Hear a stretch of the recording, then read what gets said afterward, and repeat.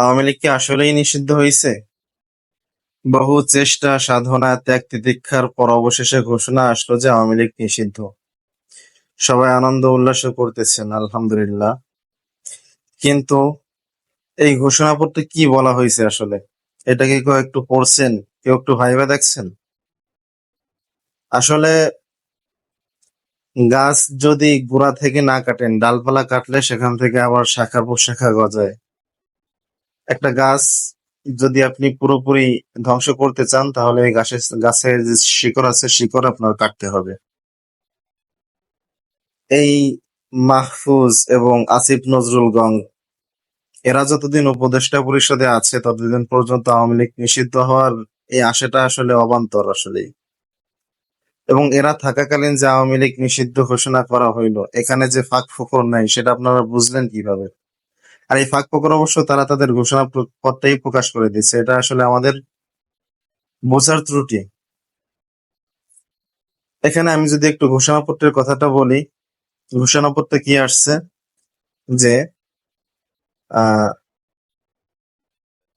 আন্তর্জাতিক অপরাধ ট্রাইব্যুনালে যতদিন আওয়ামী লীগ এবং তাদের নেতাকর্মীদের বিচার কার্য সম্পন্ন না হবে, ততদিনের জন্য আওয়ামী লীগ নিষিদ্ধ করা হইলো বা আওয়ামী লীগের কার্যক্রম নিষিদ্ধ করা হইলো। তার মানে কি?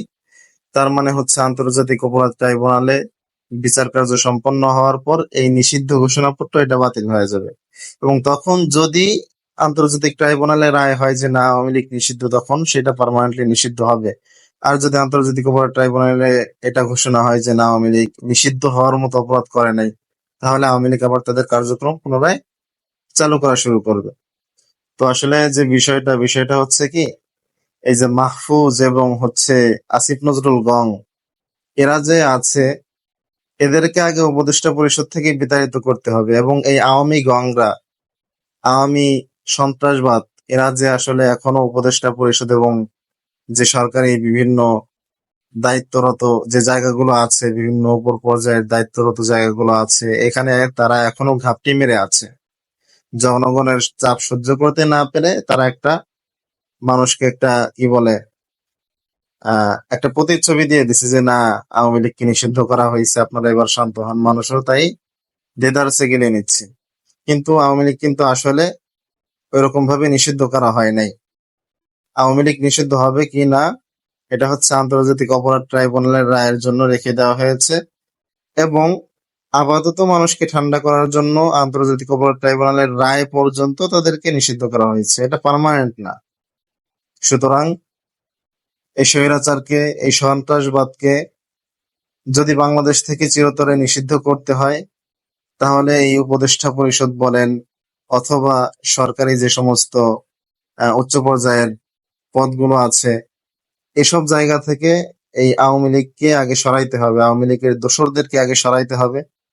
এবং বাংলাদেশে যারা এই আওয়ামী লীগকে আবার পুনর্বহাল করতে চায়, আওয়ামী লীগকে আবার ফিরিয়ে আনতে চায়, আহ, আমি নাম বলবো না, আপনারা অবশ্যই বুঝে নেবেন যে কারা বাংলাদেশে আওয়ামী লীগকে নিষিদ্ধ করার পথে এতদিন বাধা হয়ে দাঁড়িয়েছিল, কারা বাংলাদেশে আওয়ামী লীগের নিষিদ্ধতা চায় না, কারা চায় যে আওয়ামী লীগ আবার পুনর্প্রতিষ্ঠিত হোক, আপনারা সবাই জানেন।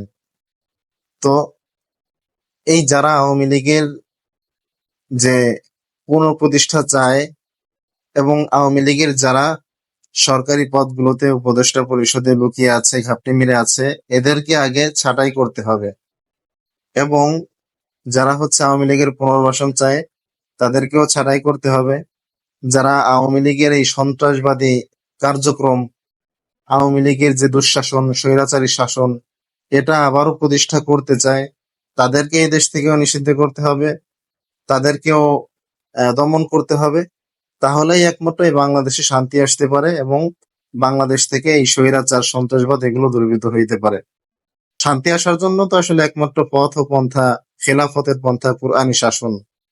তো কোরআনী শাসনের জন্য আমাদের সবাইকে কাজ করতে হবে। এবং এই স্বৈরাচারবাদ, এই সন্ত্রাসবাদ এগুলো যদি বাংলাদেশ থেকে দূর করতে হয়, এই আওয়ামী দুঃশাসন, আওয়ামী লীগকে চিরতরে নিষিদ্ধ করতে হয়, তাহলে উপদেষ্টা পরিষদ বলেন, সরকারি যে বিভিন্ন উচ্চপদস্থ পর্যায়ে আছে, এই সমস্ত জায়গা থেকে এই আওয়ামী লীগের লোকজন এবং আওয়ামী লীগকে যারা পুনর্বাসন করতে চায়, আওয়ামী লীগের যে আদর্শ আছে, এই আদর্শে অন্যান্য যারা আদর্শিত তাদেরকে এসব জায়গা থেকে নিষিদ্ধ করতে হবে, বামপন্থীদেরকে চিরতরে নিষিদ্ধ করতে হবে।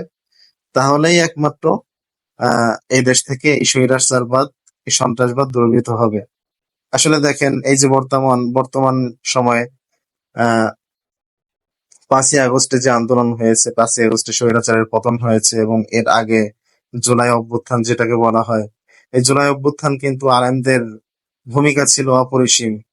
এখানে কিন্তু ধর্মভিত্তিক যারা ছিল, ইসলামপন্থী যারা ছিল, তাদেরই একমাত্র ভূমিকা ছিল। কোনো বামপন্থীরা তো সারা জীবন আওয়ামী লীগের ছত্রছায়ায় চলে আসছে তারা, সুতরাং এখানে বামপন্থীদের কোনো ভূমিকার তো প্রশ্নই আসে না। তো সেই জায়গা থেকে এখানে বড় একটা ভূমিকা ছিল, বরঞ্চ বলা যায় যে মেইন ভূমিকাটা, সূত্রপাতটা ছিল ছাত্রদের, এবং ছাত্রদের একটা দলও গঠিত হয়েছে যেটা এনসিপি নামে পরিচিত। এই এনসিপিও কিন্তু আওয়ামী লীগের ছোট্ট ছায়ায় থাকা বামপন্থীদের দখলে চলে গিয়েছে। কথাটা শুনতে খারাপ শোনালেও বাস্তবতা এটাই, সত্য এটাই। সুতরাং আহ এই এনসিপি বলেন বা অন্যান্য যাই বলেন, সব জায়গা থেকে আওয়ামী দোসর, বামপন্থী, নাস্তিকতাবাদ, নারীবাদ, এগুলোকে দূরীভূত করতে হবে। এগুলোকে দূরীভূত যতদিন পর্যন্ত না করা যাবে, ততদিন পর্যন্ত এই বাংলাদেশে শান্তি প্রতিষ্ঠা সম্ভব নয়। স্বৈরাচারবাদ, সন্ত্রাসবাদ এগুলো দূরীভূত করা সম্ভব নয়। সুতরাং আমাদেরকে গোড়ায় হাত দিতে হবে, আমাদেরকে মেইন জায়গায় হাত দিতে হবে। মেইন জায়গা থেকে এসব বামপন্থী, লীগের দোসর, ভারতের দোসর, এদেরকে হচ্ছে আমাদেরকে হটাইতে হবে। দেন হচ্ছে আমরা বাংলাদেশে হয়তো চাইলে কিছু একটা করতে পারবো, ইনশাআল্লাহ।